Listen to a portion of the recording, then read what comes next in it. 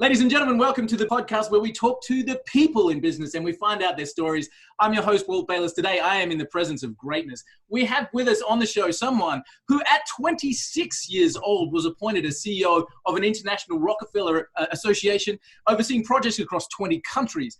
2 years later, at just 28 years old, Inc. magazine named him as one of America's up-and-coming young business leaders. He's the author of 5 books. He's been named alongside of Sergey Brin and Larry Page of Google and Jeff Bezos of Amazon as one of the world's top 50 leaders. In fact, I could keep going on, but I think the 30 minutes of our show would be filled with John's accolades. It is my pleasure, my honor to introduce the man who consumes more than 100 business books a year and is one of the world's greatest leaders of business and speakers around the world, Mr. John Spence. Thank you so much for joining me, man. It's my honor. It's my pleasure. You are way too kind. That was really nice of you. It's so easy to rattle that off, but wow, when I look at what you've achieved in your short span on this planet, man, I don't have enough time to list through everything you've done. This has been a pretty amazing journey for you, John. Yeah, well, it didn't start out that way. It started with utter failure. Tell me about that. That's interesting. Oh, yeah. I grew up in Miami, Florida, and my father was a very famous lawyer, a malpractice attorney. And I went to one of the top prep schools in America, did very well, got admitted to a lot of different universities. And I chose the University of Miami there in Florida because it was close to my boat and my girlfriend. Nice. Which is not why you should choose university. Career choices right there. Yeah, which is why I failed out about a year later. But the bad thing was, or not that was bad enough, but the worst thing is the University of Miami, my dad was one of the top alumni ever to graduate from that university. He would have been the year I got that gets better. The year I got kicked out, he was on the board of directors of the university. And there's a building in the law school named after him. Oh, awesome. So, yeah, let's just say Dad wasn't happy about that. Okay. And I had to restart college, and I went to what in America we call a community college, which is pretty much if you have a pulse, they have to let you in. Did okay there, worked through it, and eventually made it to the University of Florida, where I live now in Gainesville, Florida, and graduated number 3 in the entire United States. And that's how I got to the Rockefeller Foundation. But it all started with, and you and I were chatting before we started that you said everybody has usually a triggering event. My triggering event is when I came up from Miami to Gainesville. It's about 6 hours away. And I'm at the university and I'm handing the woman my transcripts. Just, going, I want to transfer here. I really want to go. And she looked at me, she goes, we don't take people like you. Ooh. Next. And it was that word when she said next. And I was like, she goes, next. And I had to step out of line. I walked outside, sat on the stairs, and started to cry and realized that I was about to throw my life away, that I had dreams of being a CEO and traveling all over the world and all that stuff. And that and no one else was going to fix it for me. I'd messed it all up. And that's when I began my journey of trying to understand how successful people work, reading, studying, getting mentors. The thing that got me through university was I started a study group, which would basically be a mastermind group. And there were 6 of us, and we graduated number 1 through 6 from our college and the university. Wow. So I learned that the most important thing I've ever learned in my life was from that. It is you become what you focus on and like the people you spend time with. Oh my Lord, that's incredible. So that day, like take me that day, you're standing there. I really want to transfer here. She laughs. She says, we don't take people like you. Next, you walk outside and cry, and your life changes then because you make that decision. What were your next steps, John? Like, what did you do about that situation? So, great question. As I said, I realized that no one was going to help me. My father basically disowned me, didn't want to see me again. I only had a few friends here where I lived. I actually moved in and lived under one of my friend's bed in his apartment. We put his bed up on blocks so I could sleep underneath it because I really had no money. And what I did is I just decided I would go to school on this stuff. I didn't even know if I'd ever get admitted into college. When I went to the community college, they let me in on probation. And that is really low expectations for a community college. Yeah. But I just decided I'd become a fanatic. I would study everything. That's when I started listening to tapes, reading books, reading, in the old days, Ziegler and Napoleon Hill, and on and on and on. And then I started asking, the second most important thing I've ever learned is I started asking everybody for help. Wow. A lot of people think it's weak to ask for help. I realized that if you surround yourself with smart people and just constantly ask for help, input, feedback, advice, life becomes a lot easier because you have this big team of people you're working with to help all of you be successful. I found in just even in this last 6 or 8 months running this podcast, I found that the people who are able to help are so willing to do so. And Absolutely. I find that so incredible. Like, you think about these amazing, successful people and what they've been able to put together in their lives. And there's that moment where you go, oh, look at them. They're so amazing. And you know what? When you have that, I love, there's a quote in a movie that my kids love called We Bought a Zoo. And the quote from Matt Damon where he says, sometimes in life, you just need 20 seconds of pure courage. And if you've got that 20 seconds of pure courage to walk up to someone and say, hey, I love what you've done. I'm in this position. Can I ask for your advice? I am amazed and so enthused by the fact that people in the positions are so giving of their time. It's amazing to me. I mean, I've obviously gone fairly well in my career, but early in my career, I'd read a book by somebody and love it. So I would send them an email and say, I read your book, this, that, and the other. Fast forward 15 years, some of them are really close friends. I mean, some of the authors I looked up to when I was early in my career, who I thought were basically just gods, now we're on the phone chatting, helping each other out, doing stuff, writing books together. Wow. And I think to myself, that never would have happened if I hadn't just picked up the phone or sent an email and said, I'm impressed with what you do and I want to get to know you better. Wow. So cool. Yeah. John, can I ask you a really personal question? How's things with your dad now? They never went well. Never went No, they never really got fixed up. My father was extremely competitive. I actually got kicked out of my house when I was 16 years old because my dad saw me as a challenge. Yep. I had straight A's, captain of the football, blah, blah, blah, blah, blah. And he liked being the alpha male in the house. So he actually kicked me out when I was still in high school. And you got to realize my father was on the cover of the Wall Street Journal, and he was the wealthiest lawyer in America. Wow. At that time.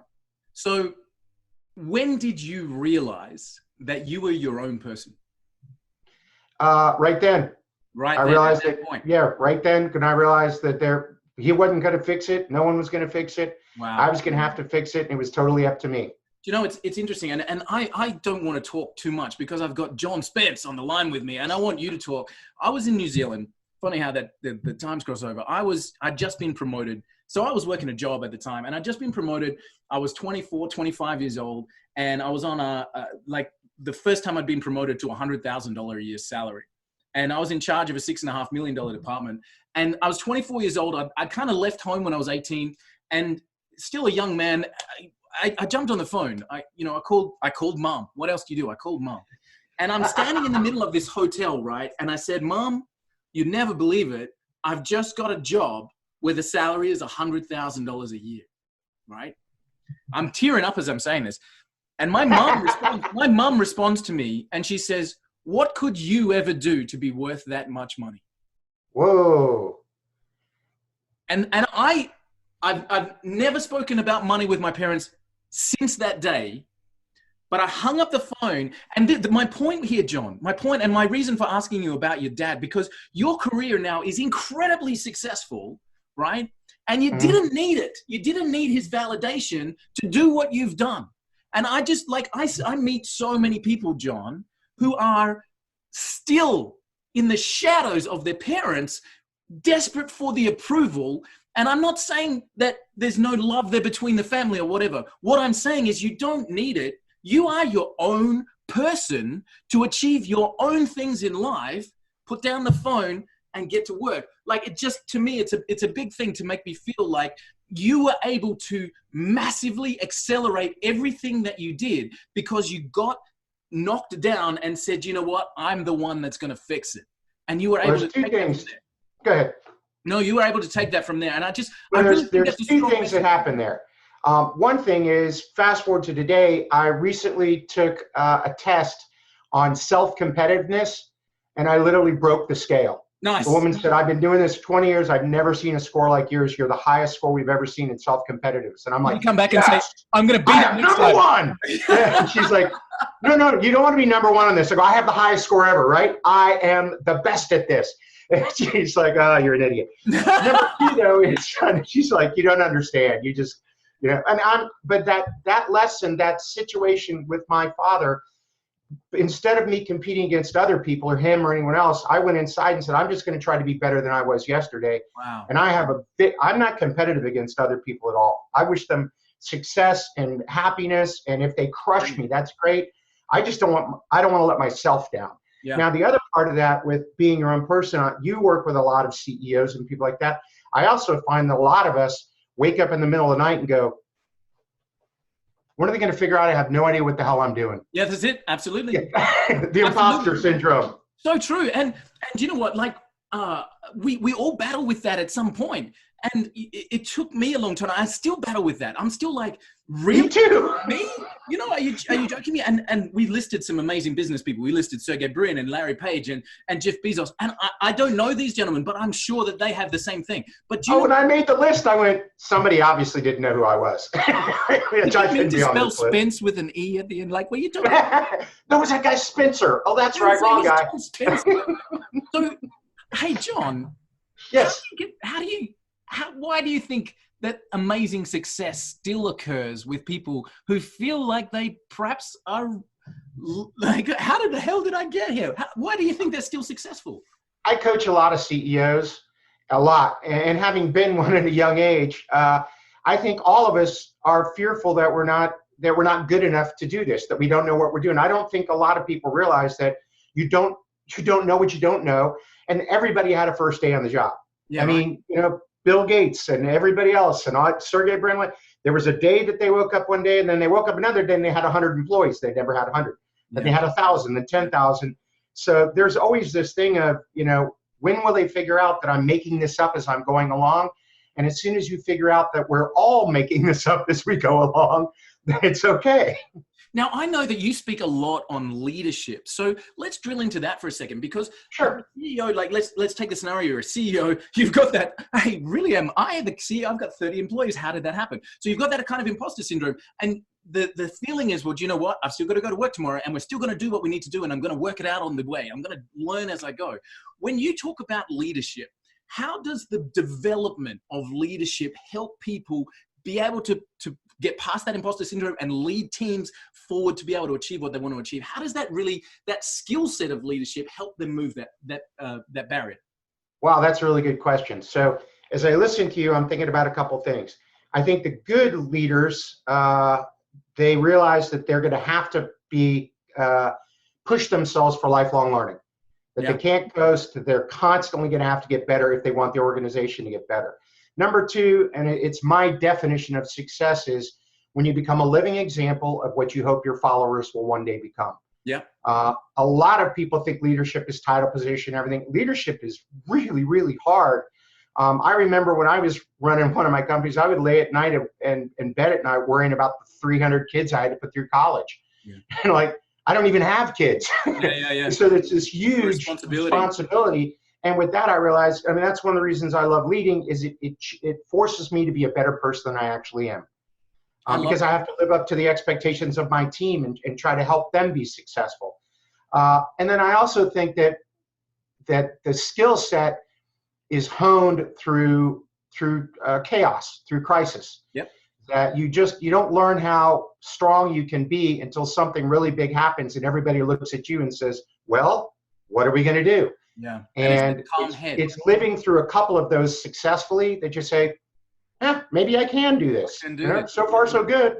There always seems to be the person that everyone turns to in a crisis, and we define that person as the leader. And quite often they don't define themselves that way, but it's when they step forward and you look behind you and you realize that the people you're with have come the same step and you go, whoa, now that, and then the panic sets in and I've got to actually fill that position. We've talked already multiple times about the continual development and continual education. Before we clicked on record, one of the things I loved about your bio is that you consume at least 100 business books a year. I'm looking at the bookshelf behind you. You mentioned that that's one of 11 that you have over 2,000 books in the house. This is my office. Yeah, nice. I've got another 1,000 at the house. Beautiful. When we're talking about this continual development and continual education, how do you make time for that? How do you prioritize it? How do you make that a a structured part of your life? Okay, so let's do something fun here for a second. We'll back up. I just gave a TED talk on the future of leadership. And I looked at it, and when my wife and I, actually, my wife helped me a great deal with this. She's very brilliant. We identified 3 quotients that you're going to need to be successful as a leader in the future: IQ, EQ, and AQ. IQ, basically competence. This doesn't make my IQ any better, but what it does is it gives me access to information. One of the ways I became CEO of the Rockefeller Foundation when I was so young is I would sit in meetings and I had 4 billionaires on my board. Everyone else was worth more than $100 million. And they would say, anybody have an idea? And I go, well, I read a book about this and I listened to a tape and blah, blah, blah. And one of the billionaires go, I love John's ideas. Let's go with it. I'm like, they weren't my ideas. But Wow. So it's active, right? Yeah. Now your IQ can go up a little bit. It can also go down if you spend too much of the time at the bar there. Yeah. But this doesn't make me smart. It gives me access. So competence. And I'll give you a quick statistic on that. How many books do you think the average college or university graduate reads per year for self-improvement or business improvement, to get better at communications or conflict resolution or leadership or sales or whatever it might be per year after they graduate from university? 0. 0.5. Wow. 0.5. If you were to read 6 books a year, you'd be number 1 in the country, in the top 1% in the country you live in. Top 1% in Australia, top 1% in the United States. If you read 12 books a year, 1 a month, you're in the top 1% on the face of the earth. And it isn't just books now, it's podcasts. I'm a fanatic for podcasts, YouTube videos, all the different ways. So number 1 is IQ, competency. Number 2 is EQ, your emotional quotient, which we're finding out now is as important or more important than IQ. Yeah. I'm doing a big speech on the future of leadership to 400 CEOs day after tomorrow. And one of the things I'm talking about is soft skills is now the hard stuff, the really difficult, challenging things. And no matter how advanced computers get, they never have empathy. So the ability to make genuine connections with other people, EQ, which by the way, on that same test with self-competitiveness, I also got one of the lowest scores they've ever seen on EQ. Yeah. So and then the third one is, yeah, she said, your score in EQ is terrible. Who cares? I'm not competitive. Whatever. I got self-competitives, right? I'm number 1. That's all I need to know. That's so sweet. Done. The third one, though, is really the cool one, AQ, which stands for your adaptability or agility quotient. Wow. And I believe strongly that this is going to be the most important quotient going forward. That with the speed of technology, the amount of information available, folks who can, pick up new ideas, throw away old ideas that didn't work, change their frame of reference, look at what I call the adjacent new, take an idea real well, put a new idea you never thought of next to it, they hit each other, they like each other, you got a little baby idea. The creativity seems to be the number 1 soft skill that CEOs are looking for worldwide, and creativity is a combination of those 3 things. Wow. But AQ, keep an eye on it. That's the one that I'm really enamored with. So as we go back to the leadership question, I think that's another thing that great leaders do, is they have the ability to be fast, agile, nimble, focused, and move things forward. Do you think it's a learnable skill? I think it's, we used to do this when I went fishing. Is it good luck or skill? I think it's a chain of both. Yep. I think it's some natural ability and learning. I think some people have a natural ability to be comfortable in front of groups. Maybe they're a little bit more charismatic. That helps them out a little bit. There's plenty of very successful leaders who are not charismatic. But so my opinion would be it's probably 80% learnable if you're willing to do the work. That's the big one. Sure. There's a lot of people that want to be leaders, but they're not willing to do the work and spend the time and take the effort and take the, the pressure that leading a bunch of people can cause someone to have. Mm. You mentioned before, laying awake at night thinking of the 300 kids you got to put through college, the responsibility. And that's scary for a lot of people. But for anybody that's listening, if you're feeling that, my only thought, and John, I'm keen for your feedback on this. My only thought on that is you will do the best you can for those people. And if you don't make it, or if they are not achieving their goals of putting their kids through college, being on your team, then they will leave. And that's expensive and whatever. And we don't want that to happen. But all I can tell you, if you're listening, is that you've got the ability to take those 300 people and their kids through college. And I know that you will do the best you can. And if you don't make it, they will still be okay. So get on with the job and get it done.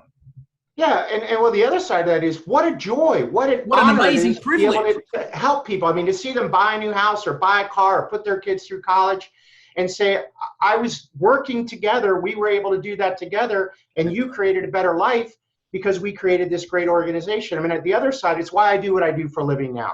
Yeah. I've dedicated my life to helping businesses and people be more successful. I see myself as someone who has this giant keychain I've collected over 30 years of doing this all over the world. And I've run into people who can't get through a door. Yeah, right. And I'm like, whoa, whoa, hang on. Here, there you go. Yeah. What an amazing opportunity. What a joy, what an honor it is to be able to help people move to a new stage in their lives. And that's what Absolutely. leaders get to do every day. Which is absolutely fascinating. And I love the fact that entrepreneurs really are the drivers from an economy point of view, from, you know, being able to create that life change. I've talked to many guests about that ripple in the pond effect. When your idea, when you're sitting there and the courage to take it forward has so many ripples. You know, we're talking about the families that you're impacting and the customers that you're working with, you know, and the teams that you're growing. You're putting their kids through college. You ripple through so many things by being an entrepreneur and having that courage to step forward. John, what do you think it takes to succeed as an entrepreneur? Wow, that's a great question. Passion, obviously, tremendous amount of passion. Skills, you got to be competent. We could look at in Jim Collins' Good to Great. He had the 3 circles of the hedgehog concept. Got to be deeply passionate about something you're highly skilled at. With that third one, with an entrepreneur, that people are willing to pay for. Yep. I mean, lots of people that are passionate and skilled, but no one will pay for it. That's called a hobby. Yeah. Yeah, a lot of courage, because you're gonna go to places that no one else has been before. You're gonna make risky bets. And then the other thing I think is important, which most people would think of, is focus. Is being able to pick something and say, I'm going to be the best in the world at that. I'm going to take this and I'm going to grow it. And being able to put on blinders at some level and not do shiny, you know, red ball squirrel thing all the time, but say, I'm going to make this world class, then I'll pick this up and make this world class, then this world class. I think I do a lot of work on strategy. And one of the most important things I've ever learned is one of the greatest things great strategic thinkers do is figure out what to say no to. Wow, interesting. Do you find that that's a trap for business owners and entrepreneurs, that they are filling their calendar with fluff? In the, you know, I don't mean that to be in a bad way, but are they saying yes to too many things? Are they distracted in the experience that you've had? Yeah, absolutely. Most of them are. Well, here's the work I do when I do a lot of training and coaching and, you know, the speech stuff. But when I get to work with CEOs, one of the first things I'll do is say, let's sit down and write out an ideal proportionate of your time. Yep. You know, what is the stuff that only you can do? Only the places you add value. Where's the stuff where you're going to have the biggest impact, where you're going to change the company, or it's going to be great, it aligns with your values, your life, whatever. And let's write out how that time would look. And then I ask them to track their time for 2 weeks, and they start to cry. Yeah. Because they come back and realize how I spend my time isn't anywhere close how I should be spending my time. And the key to that is being able to say no. Wow. No, I can't do that. Let me delegate this. No, that doesn't meet my values. No, that isn't what's going to be best for the company. Really, really hard. And I think a lot of people have a big challenge doing that, because that they don't achieve the level of success, which, by the way, I want to define terms there. I do not look at success as money, fame, or power. I work for some very rich, famous, powerful people that I would not consider super successful. My definition of success is when your self-concept and your core values are in harmony with your daily actions and behaviors. In other words, when you thought deeply about the kind of person you want to be, the values you have, and you got a clear picture in your mind of the kind of life you'd like to live, and you actually do that. Now, whether you become rich, famous, and powerful and have a private island in the Bahamas, that's great. If you have none of that, but you get up every day and you're living your values and you're having fun, and that to me is highly successful. Isn't that interesting? So a lot of people are unwilling to pay the price if they want to achieve at a very high level from a financial or a business standpoint. That is not easy. Yeah. It takes a lot of work. You know, there's a lot of people that are that have that idea. They have a spark. They have something, you know, inside them, and yet tomorrow morning they're on the motorway heading to work, and they've got an hour commute before they get to a job that they hate. What do you find is the best way that somebody in that position can knuckle up and make something move forward? Like, we're talking to the next entrepreneur, the person who really thinks that they have something super special, but but they have commitments and they have all of this stuff to get past before they can make that impact in the world. What would you do with that person and take them and say, step 1, step 2, step 3? I don't know if I'm going to approach it the way other people would. Is I would tell them to go out and figure out, is this something that people will buy? Yep. You approach it exactly the way that we've heard before. Yeah, is test the market. First of all, do a ton of research. I do a lot of work with startup companies in my community. I volunteer and stuff. And I can't tell you how many times I'll come up and say, I'm the only one in the world that's going to do this. I'm like, Google it, brother. I was going to say, there are 50 other companies that are doing this already. Yeah. Oh, no, there's not. I'm like, you're going to start a company and you didn't take the time to spend 2 weeks. I'm not kidding. 2 weeks researching it, studying it, looking at patents, looking at corresponding industries, who your competition would be, how you differentiate yourself, how you go to market, and then actually go out and theoretically go get someone to write you a check for it or see if they would. I mean, vaporware, that you're in software, that's what you do. You say, hey, I've delivered this great thing, and then somebody buys it, you go, uh-oh. Oh, now I need to build it. Yeah. So is there a real market? I mean, dreams are great. I love ideas. They're fun. But if nobody pays for it, that's a really painful way to live your life. Yeah, definitely. And you would know as many startups that have gone broke chasing that passion that nobody pays for. And I've told the story before. We chased a passion and without the research, we blew $500,000 before we found out that, hey, we could have had this thing open 2 years ago with something that other people actually really wanted. It's a common story, but been there, done that. Got that T-shirt. Yeah, exactly. You were talking before about the 3 circles from an entrepreneur's perspective, and with that third one being having something that people will pay for. And if you don't have that, you've just got a hobby. But one of the things that first circle that you mentioned is passion. So I found this fascinating, and again, I'm keen for your take on this, John. I found it fascinating that the passion doesn't necessarily have to be about the product. It has to be about the life you want to lead. So in other words, if we're really passionate about creating the next ABC widget, and it turns out that the market doesn't really want the ABC widget, but what you were really trying to do was achieve freedom for yourself and your family and create something amazing, then pivoting away from the ABC widget is not as important as keeping focused on the end goal of creating something in life that's going to be of value and changing your direction. How's your thought pattern there? Because if we've got the best ABC widget in the world and you're completely passionate about it, but nobody wants to buy it, where do you go? Okay, so I'm not in full agreement with you. Tell me. I think that the passion should be in serving people and helping them. And if you find an area where they need help and you're deeply passionate about helping them, and then one of the ways I like to say it is, the bigger the paycheck, the bigger the problem. Yep. If you're either helping people solve a very big problem and you're adding a lot of value to them, they're willing to write you a big check, or you want to become a billionaire, help a billion people accomplish something for $1. But to me, it's all about service and helping people. And if your goal is to change people's lives in a positive way, take away something that's painful to them, allow them to achieve something they want to achieve, but truly through your product or service, their life is better, then if you're passionate about that, you'll figure out how to make the widget do that. I love it. You'll figure out how to get people on your team to help you with that. I can hear Zig Ziglar talking. So when you were sleeping under that bed of your college roommate, you said you tapped into some of the old wisdom out there. You mentioned Zig Ziglar and you mentioned Viktor Frankl and these kind of guys. Was there a particular media that you just went over and over and over and over and over again that changed your mindset for the future? So 2 things. Before we get off, I do want to share with you what I call my formula for business excellence, because it's 30 years of all of this combined down it. But and I have a really funny story about this. I'll tell it quickly. Please. When I got into the Rockefeller Foundation, I was 24 years old, became CEO at 26. I had no idea what I was doing. And at that particular time, Tom Peters, do you remember who he is? No, I have no idea. See, that's hilarious. He was, at the time, I'm 55. I'm just looking for books. When I went into profession, he was the most famous business consultant in the world. Wow. Wrote a book called In Search of Excellence. Okay. And I got that book and I read it and reread it and reread it. And I started to go apply it in my job, and it worked. I was too naive not to know it. And I became a huge fan of his stuff. And I actually ended up on a flight with him to, I think it was Singapore, about 10 years ago. And we're chatting.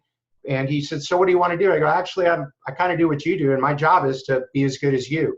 And he kind of chuckled, that's nice. 2 years ago, there's a thing called the Thinkers 50, which is the top 50, management experts in the world. I was nominated for the top 8 in I forget what it was, some leadership idea thing. Sitting next to me at the table is who? Tom Peters. Tom Peters getting his Lifetime Achievement Award. And I reminded him of the story, and he looked at me and goes, "You did it." And then he sent me a hand-signed leather-bound edition. So that was fun, but that was the guy there's a couple like that. And you said, Ziegler and Jim Rohn and things like that, Napoleon Hill. But there's a couple now too that I just follow that I'm fanatical about everything they put out. Amazing. Do you know, you used a phrase there, mate, which was, you're too naive to know anything different. And isn't that incredible when you got the wisdom? Like, look, again, looking behind you, if anybody's watching this on the video, looking behind you, the bookshelf is impressive. You've got the wisdom that's been laid out before you. And yet so many of us, and I say us, so many of us, you go, yeah, that's okay for him, but it won't work for me. Whereas that wisdom was put in place because of experience and knowledge, like at least to have the opportunity to absorb it and try it and move forward. And if it's no good, discard it and move on to the next one. But let the wisdom sink in, like let it actually be absorbed. Yeah, I had a really unique experience with the Rockefellers. As Mr. Rockefeller, when he made me CEO, knew that I was young and naive and hadn't done this before. So he assigned his right-hand man, a guy named Charlie Owen, to mentor me. And Charlie was like his attorney, his accountant, his counselor, all rolled into one. And here's how Charlie would do it. And this has got my book stuff. He would walk into my office every Monday, take a book, put it down on the table and say, "I'll see you Friday for lunch." And on Friday, I had to make a book report, tell him everything I'd learned. And then he would ask me this question: what are 3 things you're going to apply out of what you just learned? I would tell him, he would write them down. He would look at them and goes, "You're now going to be held responsible for doing those in your job. Here's another book." So what an incredible mentor. Yeah. That's so very cool. And the wisdom was one thing, but the wisdom to the action was what changed everything. It's nice you read the book, John. What are you going to do differently now? And now I'm going to hold you accountable. I think that's one of the big things that changed my life. Wow. It's not just read the book. It's read it, figure out what to apply it, and then go forward. Wow, that's incredible. Do you do that for others? Do you put that same framework? Oh yeah, when I mentor people, my CEOs I coach, and I coach a couple of CEOs from billion-dollar companies, I assign them reading. Fantastic. What's your homework? I have 2 coaching calls today. I'm like, "So did you read your homework?" "Yeah, I got my homework done." And what it is, another reason I do that is if I'm coaching someone and they don't like an idea, we can talk about the author instead of me versus them.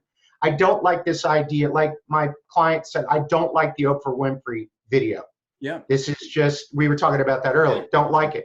Okay, great. Why? Instead of me bringing an idea, I go, "I don't agree with you," which is fine, but I'd rather have a third party that we can be aggressive around the idea without being aggressive with each other. That's fantastic. That literally takes away the tension of the disagreement. And, while you're talking there, I'm seeing to myself domestic situations and whatever. If you take the personal side of it away and just focus on the idea and being able to rationally discuss the idea without being connected to the person, then there's a lot less arguments, a lot more joy that would be around. Well, it's one of the ways that I teach companies to have more accountability is make binary goals, KPIs. They're black and white. They're yes or no. You got it or you didn't. There's no guessing. You either sold 3 million this month or you didn't. Yeah. I still like you. I think you're a great guy. We'll go and have a beer later, but you owe me another 200 or another 50,000 bucks or whatever to make your goal. You're okay. You just didn't meet the agreed upon goal. So clear expectations, lots of communications, tracking, and then setting it up in a way that's never me versus you. It's always me and you together as a team trying to make sure you achieve your goal. That's leadership. It is, and it's also, if I looked at companies around the world that I work with, the 3 biggest problems I see right now are lack of a vivid, compelling, and well-communicated vision and strategy for growth. Mm-hmm. Number 2 is courageous communication. And number 3, which is actually the biggest one, is lack of disciplined execution and accountability. Yep. There's no shortage of really bright people with great products, services that are geniuses. There's a huge shortage of people that could take those ideas and execute them with discipline. And do you think if we took that and we used that as our mantra and we said, You want to succeed? Cool. Put your signature here and stand up to what you promise. You know, do you think that we're going to see some growth just pushing that message? Absolutely. With the right people, yes. Me too. Which is that we'll figure out who the right people are. Yeah, absolutely. John, tell me about the core that you were going to say, the 30 years. So all this work, I wrote a book called Awesomely Simple, not plugging the book, but after I got done with it, I put it through this special software program called Wordle, and it takes out all the stuff and it finds the pattern, which is basically what I've built my entire career on, pattern recognition. Wow. Here's the patterns of how great companies work, how great leaders work, how great teams work. So I took all that and I boiled it down to what I call my formula for business excellence. 4 things that I believe every entrepreneur must focus on to build and sustain a world-class company. Here they are. First one is talent. I'm going to make this clear. The entire success of your company, no matter what you do, is 100% dependent on the quality of the people that you can get, grow, and keep on your team, which means to me that talent acquisition, talent development, talent retention should then be a strategic objective that you spend time, money, people, and invest in. Yeah. Talent. The next one is culture. And it's one of the things that attracts top talent. And in many organizations, culture is the biggest place for either improvement or failure. They might be able to get a little bit more efficiency, buy a new machine, you know, speed up their website loading or whatever. But if you want to see a company really take off, it's when your employees get more engaged, dedicated, committed, and want to see the company succeed. The reverse is a really bad culture can drive you to bankruptcy pretty quick. Number 3 is extreme customer focus. Talent, culture, extreme customer focus. One of my favorite sayings is whoever owns the voice of the customer owns the marketplace. And most organizations I work with do not do anywhere close to as good a job of truly understanding their customer as well as they could. And they don't realize that's a huge, huge differentiator and a competitive advantage. Then the last thing is you take those 3 and you multiply it by disciplined execution. Because those 3 are nice: talent, culture, customer focus. But if you don't follow through on it with discipline consistently, then there's no way to keep consistent success in your organization. Wow. 30 years of wisdom in 4 bullet points. I can't pick anything wrong with that, mate. That's an impressive list to go through. What's next for you, John? Where are you headed? You mean in my career, or just normal travel? Well, I know you travel 200 nights of the year, which is incredible in itself. But no, I mean, in terms of, for you, when you're looking at the horizon, you're looking at yourself and the companies that you work with. What are you heading for? I'm making a bit of a shift. I spent a lot of time at the Fortune 100 level, and that's a lot of fun, but you can't make a huge difference, you know, when there's 310,000 employees. Yeah. So I've been working a lot more with medium-sized, small to medium-sized companies where if I can get together with a senior leadership team, together we can make some great decisions and they can make huge strides. Because it's when there's thousands and thousands of people, it's hard. When there's 400 or 600 or 1,000, it's a lot easier to make big change. And it's very rewarding for me to see a management team or a company take the stuff I help them learn and really make a huge impact to take care of the people that work there and their families. I hadn't done executive coaching for a decade because I made a big mistake. I used to coach people that were broken and needed help to get fixed, that were about to get fired. Now I only coach people who are really, really good and want someone to push them to get better. Yeah. And then the last thing is I'm continuing to go around the world and speak. You mentioned I travel a couple hundred days a year, but I don't have children, and my wife is my business partner and travels with me. So it's a really nice lifestyle business. I've got friends all over Australia. I've got godson in New Zealand now.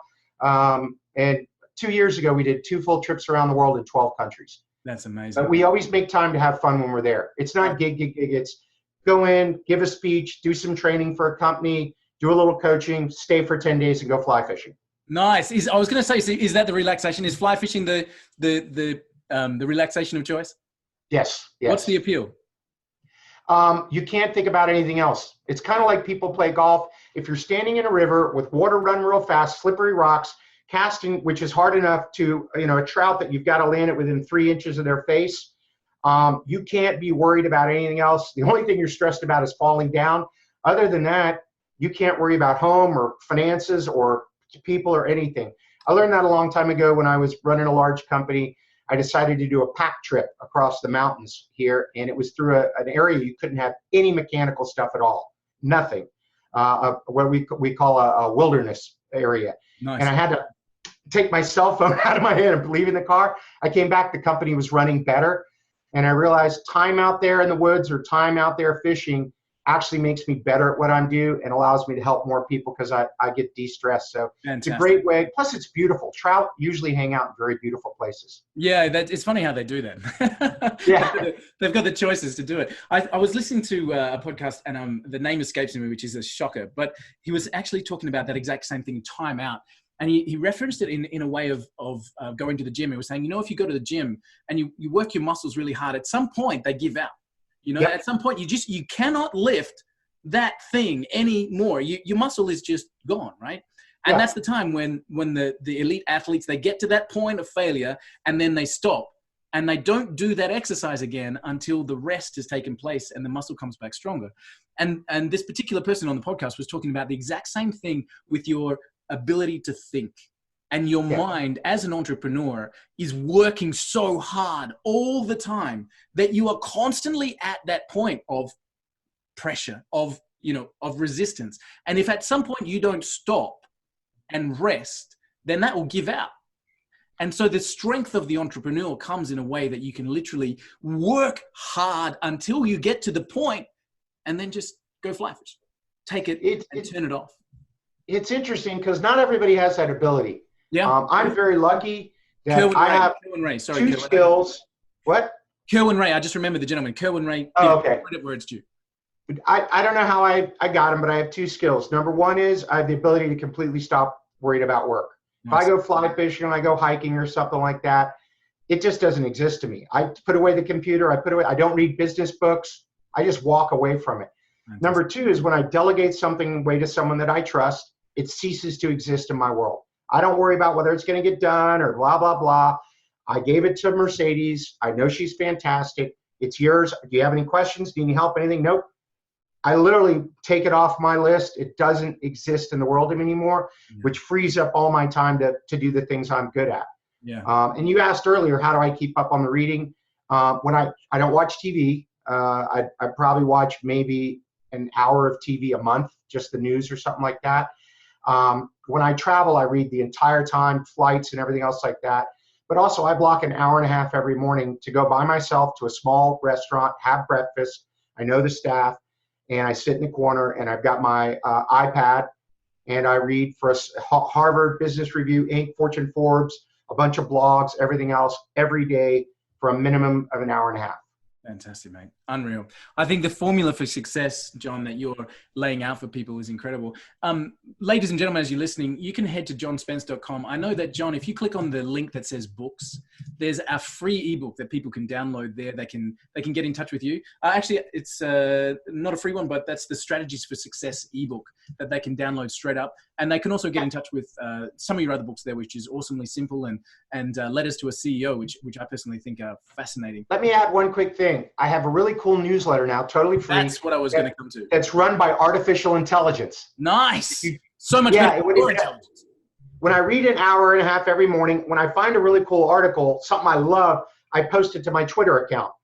The newsletter pulls down just the articles I personally choose, and then as you read them, it customizes to the stuff that you like best. So let's say you seem to tend to read the leadership stuff more. It'll start taking the stuff about technology out and hone it. It sees when you open it up, how long you read it, how far you got through it, when you click out of it.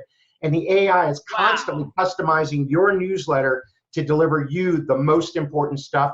It's insanity. I mean, the open rate on it is off the chain. It's a company called fantastic, man. It's called Rasa, RASA.io.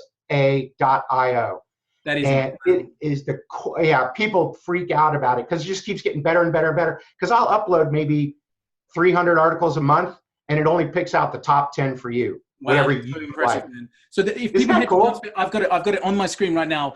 So it's johnspence.com. If you scroll all the way down to the bottom, you're going to see that in the bottom right-hand corner. Subscribe to John's newsletter. This is John Spence distilled. You literally get his wisdom from that hour and a half of reading and tailored to what you're personally interested in. Man, that is phenomenal. I'm excited to sign up there myself and get that through. John, thank you so much for the opportunity to speak to you. I would love to hear more about what you're doing and keep in touch there as well. And I really appreciate the level of commitment that you have to entrepreneurs and to business owners, helping them change their world. My huge gratitude to you from our listeners, etc., straight back to you. And I wish you all the very best for the future, man. I can't thank you enough for the time you've given. It was my honor, my true honor. Thanks so much. Cheers.